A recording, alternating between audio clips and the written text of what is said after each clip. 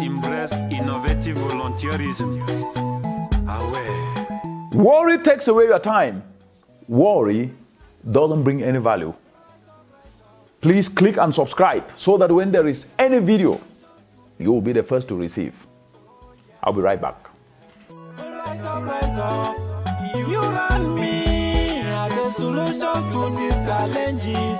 Oh yeah. Innovative and volunteerism, food security and youth unemployment, climate actions and selfless solutions. These are things that we need to engage. It didn't rain yesterday, so I don't have water to drink.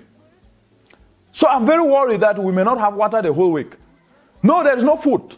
I went to the market, the prices of food, they're all very high.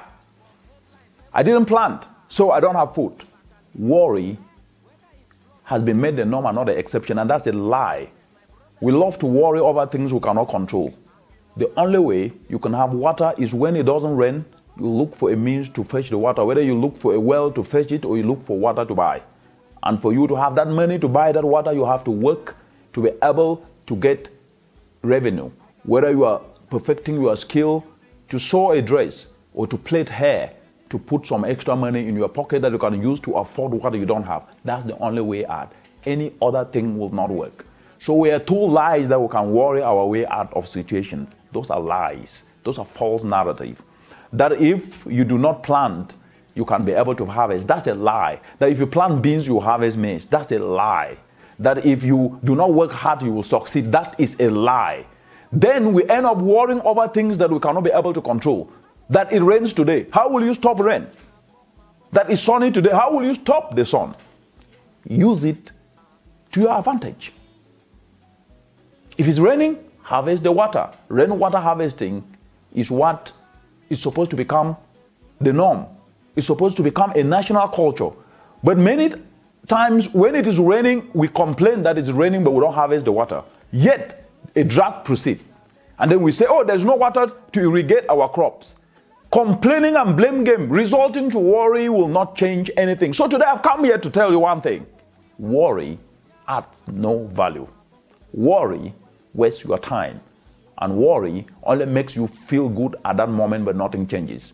We must start to develop the mindset of solutions, to see anything as a disguised opportunity, to use our time to think solutions. That if we face a challenge, the next question we should ask is, how will we overcome this challenge? Overcoming, once you ask that question, you are already in the prepared mode. And then the next thing you need to do is, what do you need to do? Learn a skill if you don't have that skill.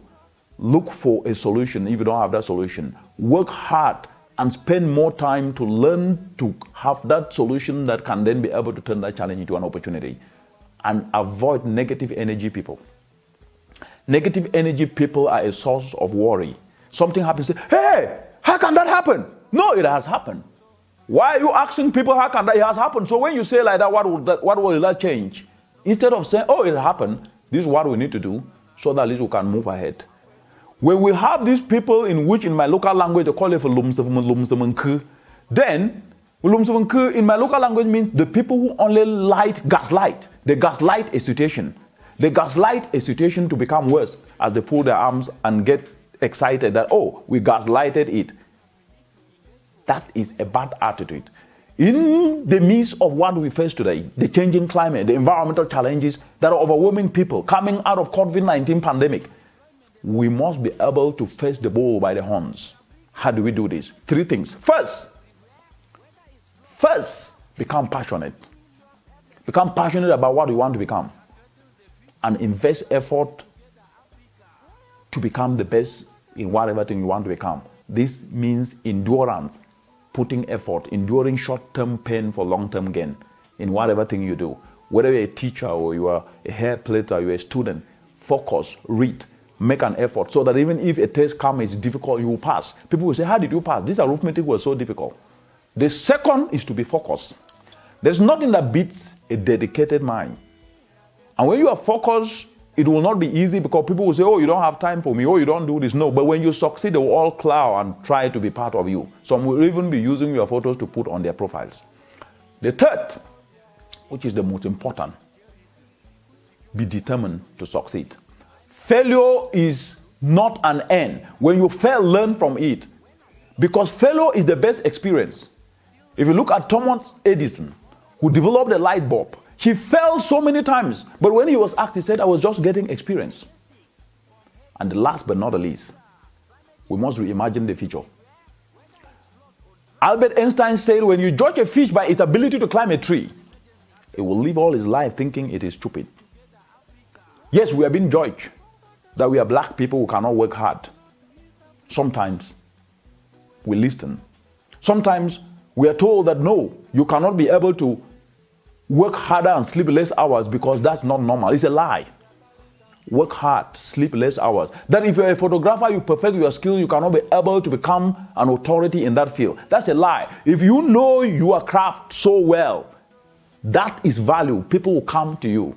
Develop value, be dedicated, and have that confidence and belief in yourself.